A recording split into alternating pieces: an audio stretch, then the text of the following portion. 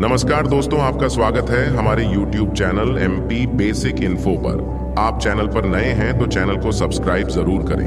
ध्यान की गहन अवस्था में आत्मज्ञान होता है, परमात्मा की अनुभूति होती है, परमात्मा से साक्षात्कार होता है। जैसे दीपक की छोटी सी लौ छोटी सी रोशनी को समाप्त कर देती है, वैसे ही ध्यान की गहरी अवस्था हमारे अज्ञान को समाप्त कर ईश्वरीय ऊर्जा से हमारा मिलन कराती है। इष्ट कृपा से और गुरु कृपा से व्यक्ति के अंदर अद्भुत शक्तियां जागृत होने लगती है जो सुप्त अवस्था में थीं अभी तक, और यही शक्तियां व्यक्ति के अंदर जागृत होकर उसे चेतना की उच्चतम अवस्था तक ले जाती है, जहां व्यक्ति भगवत कृपा से देवतुल्य हो जाता है। और जब यह साधना परिपक्वता की ओर एक साधक की, तो दिव्य अनुभूतियां एक भक्त को एक साधक को होती है, और इन अनुभूतियों का अनुभव साधकों में अलग अलग हो सकता है। उनकी साधना की गहराई, ऊर्जा का स्तर और इष्ट के प्रति उनके समर्पण पर यह निर्भर होती है। पहली अनुभूति जिससे पता चलता है कि साधक के अंदर दिव्य शक्तियां जागृत हो रही हैं, कि साधक को एक से ज्यादा शरीरों की अनुभूति होने लगती है। साधक अपने सूक्ष्म शरीर को महसूस करता है, और साधना की एक स्थिति ऐसी भी आती है कि अपने सूक्ष्म शरीर को स्थूल शरीर से बाहर निकलते हुए भी देखता है। पहले तो आप इसे ऐसे समझिए कि हमारे 3 शरीर होते हैं। पहला आपका स्थूल शरीर है, जो हमें आंखों से दिखाई देता है, जिसमें हमारी सारी कर्म होती है, जैसे आंख, कान, नाक आदि। इनसे जो हम एक दूसरे को देख रहे हैं, वह एक स्थूल शरीर को देख रहे हैं। इस स्थूल शरीर के अंदर एक और शरीर विद्यमान होता है, जिसे सूक्ष्म शरीर कहते हैं, जो हमें दिखाई नहीं देता, क्योंकि यह स्थूल शरीर के अंदर होता है, साथ ही इनविजिबल होता है, अर्थात प्रकट रूप में नहीं होता, ऊर्जा रूप में होता है, एनर्जी रूप में होता है। इसे एनर्जी बॉडी भी कहते हैं। इस सूक्ष्म शरीर के अंदर एक और शरीर विद्यमान होता है, जिसे कारण शरीर कहा जाता है, गहन विषय है। एक साधक जब साधना की बहुत ही गहराई में जाता है, जब उसकी साधना परिपक्व होने लगती है, तो अपने इन शरीरों को वह महसूस करता है, और सूक्ष्म शरीर को स्थूल शरीर से, फिजिकल बॉडी से अलग होते हुए भी देखता है। इस सूक्ष्म शरीर की जो ऊर्जा शरीर है, इसकी कोई लिमिट नहीं होती। वो किसी भी चीज के दायरे में नहीं रह सकता, वह कहीं भी आ जा सकता है, और ऐसी ऐसी चीजें अनुभव करता है जो हमारा भौतिक शरीर अनुभव नहीं कर सकता। इस स्थिति को एस्ट्रल ट्रेवल भी कहा जाता है, अर्थात सूक्ष्म शरीर की यात्रा, आध्यात्मिक यात्रा भी इसे कहते हैं। इस स्थिति में हमारा भौतिक शरीर तो वहीं पर स्थित होता है, लेकिन हमारा सूक्ष्म शरीर, हमारी ऊर्जा बॉडी जो है, वो स्थूल शरीर से बाहर निकलकर इधर उधर घूम रही होती है, और हमारा यह जो सूक्ष्म शरीर है, हमारे स्थूल शरीर को देख सकता है, सब महसूस कर सकता है, बस क्रिया नहीं कर सकता, क्योंकि वो एनर्जी बॉडी में होता है, एनर्जी रूप में होता है। तो जब यह स्थिति साधक की आती है, तो उसे समझना चाहिए कि उसकी आध्यात्मिक यात्रा बहुत उच्च स्तर पर पहुंच गई है, और हर साधक की अनुभव करना चाहता है। लेकिन कई बार साधक स्थिति से घबरा जाते हैं, भय महसूस करते हैं, तो यह स्थिति कि हम विभिन्न शरीरों को महसूस कर रहे हैं, अपने समाप्त हो जाती है, और जो सूक्ष्म शरीर हमारा होता है, वह स्थूल शरीर में वापस चला जाता है। दूसरी दिव्य अनुभूति जो एक साधक को होती है, कि ध्यान की उच्च अवस्था में साधक को दिव्य ज्योति या दिव्य प्रकाश नजर आता है। अलग अलग रंगों में, अलग अलग रूपों में हो सकता है, बैंगनी, हरा, नीला, नारंगी, या फिर सफेद, या फिर सुनहरा प्रकाश साधक को दिखाई देता है। इसमें भी चमकीला और जो सुनहरा प्रकाश अगर साधक को दिखाई देता है, तो वह बताता है कि इस स्थिति में साधक का परमात्मा से साक्षात्कार हो रहा है, और बहुत सी दिव्य शक्तियां साधक के अंदर प्रवेश कर रही हैं। कभी ऐसा प्रतीत होता है कि कोई तेज पुंज का प्रकाश हमारे चारों ओर घूम रहा है, या फिर उस तेज पुंज में से, उस दिव्य ज्योति में से प्रकाश की किरणें हमारे शरीर में तेजी से प्रवेश कर गई हो। ऐसी स्थिति में शरीर जड़ हो जाता है, सुन्न हो जाता है, और कभी कभी ऐसी स्थिति में शरीर झटके महसूस करता है, जैसे बिजली के झटके उसे पड़ रोंगटे खड़े हो जाते हैं। शरीर का कोई अंग फड़कने लगता है।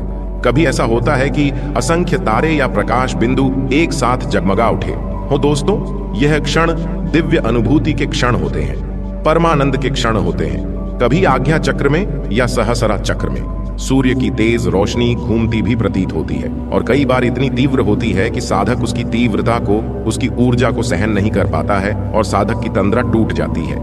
तीसरी दिव्य अनुभूति जो साधकों को होती है, भक्तों को होती है, कि जब साधक गहरे ध्यान में होता है, तो एक तेज दिव्य प्रकाश उसे उसके अंदर से साक्षात प्रकट होता है, और उस दिव्य पुंज में उसे अपने ईष्ट के साक्षात दर्शन होते हैं। कई सालों की साधना के बाद यह स्थिति एक साधक महसूस करता है, क्योंकि यह उसके इष्ट के सगुण स्वरूप के दर्शन होते हैं, साक्षात दर्शन होते हैं, और वो भी निद्रा अवस्था में, नहीं जागृत अवस्था में, यानी साधना की अवस्था में, गहरे ध्यान की अवस्था में। इसमें यह होता है कि जब साधक गहरे ध्यान में चले जाते हैं तो वह एक निद्रा की स्थिति में चले जाते हैं। इसे निद्रा कहना भी उचित नहीं होगा, तंद्रा कह सकते हैं, योग निद्रा या आध्यात्मिक निद्रा इसे कह सकते हैं। अर्थात सोने और जागने की बीच की स्थिति। इसमें साधक का जो मस्तिष्क होता है वो सोने की अवस्था के समान ही आराम की स्थिति में पहुंच जाता है, जबकि वो सोया हुआ नहीं होता। तो ऐसी स्थिति में जब साधक को देव दर्शन हो तो यह साधना की बहुत ही उच्च अवस्था होती है। और ऐसा अनुभव हो तो समझिए दिव्य शक्तियां बहुत गहरे स्तर पर व्यक्ति की जागृत हो गई है। और ऐसी स्थिति में कई बार साधक को स्वयं विश्वास नहीं होता, यह समाधि की स्थिति होती है, जब साधक के इष्ट, उसके भगवान, उसके सामने सघन रूप में सशरीर खड़े होते हैं। और यह जो अवस्था है साधक की बस कुछ चंद सेकंड की होती है। यहाँ पर एक स्थिति मैं आपको स्पष्ट कर दूं कि कई साधकों को, कई भक्तों को स्वप्न में भी इष्ट के दर्शन होते हैं, लेकिन दोनों की अवस्थाओं में बहुत भिन्नता है। स्वप्न में ईश दर्शन कई भक्तों को तब भी हो जाते हैं जब वह साधना के शुरुआती चरण में होते हैं, और यह भी एक बहुत शुभ अवस्था है।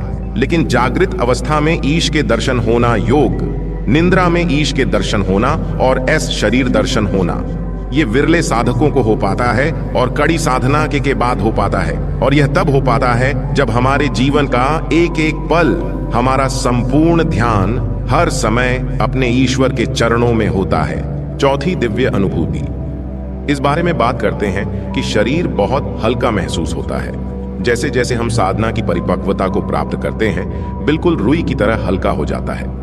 दोस्तों, जब हम साधना की शुरुआत करते हैं तो हमारी ऊर्जा नीचे के चक्रों पर ज्यादा केंद्रित होती है, तो शरीर भारी लगता है। विशेषकर नीचे का जो शरीर का हिस्सा होता है वह कई बार बहुत भारी हो जाता है। अब नीचे के शरीर के नीचे के चक्र कौन है? मूलाधार चक्र, स्वादिष्ठान और मणिपुर चक्र। और इन चक्रों में जब व्यक्ति की ऊर्जा केंद्रित होती है, उसका ध्यान इन चक्रों में केंद्रित होता है, तो व्यक्ति भौतिक वस्तुओं के प्रति, भौतिक जीवन के प्रति ज्यादा जुड़ा हुआ होता है। लेकिन जैसे जैसे ध्यान साधना परिपक्व होती है, वैसे वैसे नीचे के चक्रों की जो ऊर्जा है वो ऊर्ध्वगामी होने लगती है, और ऊपर के जो चक्र है हमारे जैसे अनाहत चक्र है, फिर विशुद्ध चक्र है, आज्ञा चक्र और सहसरा चक्र, इनकी तरफ ऊपर उठने लगती है। और यह साधना की श्रेष्ठ अवस्था होती है। जब यह अवस्था होती है तो साधक साधना की ऊंचाइयों को, आध्यात्मिक ऊंचाइयों को प्राप्त करता है। और फिर साधक के लिए एक दिन ऐसा भी आता है जब उसके लिए बहुत ही आत्म संतुष्टि का दिन होता है। बहुत ही गर्व का विषय होता है कि जब उसकी ऊर्जा सहसरा चक्र को भेद हुए दैवीय ऊर्जा में सम्मिलित हो जाती है, डायरेक्ट कनेक्ट हो जाती है। ऐसी स्थिति में शरीर का भान समाप्त हो जाता है, स्थूल शरीर का अनुभव नहीं होता, और सारी जो हमारी चेतना है वह सूक्ष्म शरीर में केंद्रित हो जाती है। तब ऐसा लगता है कई बार कि शरीर हवा में है, या कई बार लगता है कि हम जमीन से थोड़ा ऊपर उठ गए हैं। बहुत ही हल्का हम लोग महसूस करते हैं। तो यह भी एक बहुत दिव्य अनुभूति है, और यह बताती है कि साधक के अंदर दिव्य शक्तियां जागृत हो गई हैं। पांचवा जो दिव्य अनुभव है साधकों का, कि अपने प्रश्नों के उत्तर, अपनी समस्याओं का हल अपनी अंतरात्मा से प्राप्त होने लगता है। कहीं उधर दौड़ जाने की जरूरत नहीं होती, अपने अंदर से ही खुद ही प्राप्त होता है। उदाहरण के लिए, आपका कोई ऐसा प्रश्न है, कोई ऐसी शंका है जिसका आपको उत्तर नजर नहीं आ रहा। आप बहुत जगह चले गए हैं मार्गदर्शन के लिए, लेकिन संतुष्टि आपको नहीं मिली है, क्योंकि वह सही उत्तर है ही नहीं। या फिर कोई ऐसी समस्या है जिसका हल, जिसका समाधान आपके पास नहीं है, और आप बहुत परेशान हैं। तो जब साधक साधना के उच्च स्तर पर पहुंचता है तो उसे अपने प्रश्नों का उत्तर और अपनी समस्याओं का समाधान ईश्वर के द्वारा दिया जाता है, या तो स्वप्न के माध्यम से, या ध्यान की अवस्था में, या फिर दैनिक जीवन में किसी भी प्रबल संकेत के द्वारा आपको ईश्वर के द्वारा मार्गदर्शन दिया जाता है, चाहे आप उसे समझे या ना समझे। तो दोस्तों, इसीलिए जब आप अपने रोज की साधना में होते हैं, पूजा में होते हैं, तो ईश्वर से आध्यात्मिक मार्गदर्शन के लिए प्रार्थना अवश्य करें। यदि प्रार्थना नहीं करेंगे तो फिर देवी देवता जो आपके भगवान है, जिनकी आप पूजा कर रहे हो, वह आपके संकेतों को नहीं पा पाएंगे। अर्थात आपके संकेत उन तक नहीं पहुंच पाएंगे क्योंकि आप ब्रह्मांड में ऐसी ऊर्जा क्रिएट ही नहीं कर रहे हो।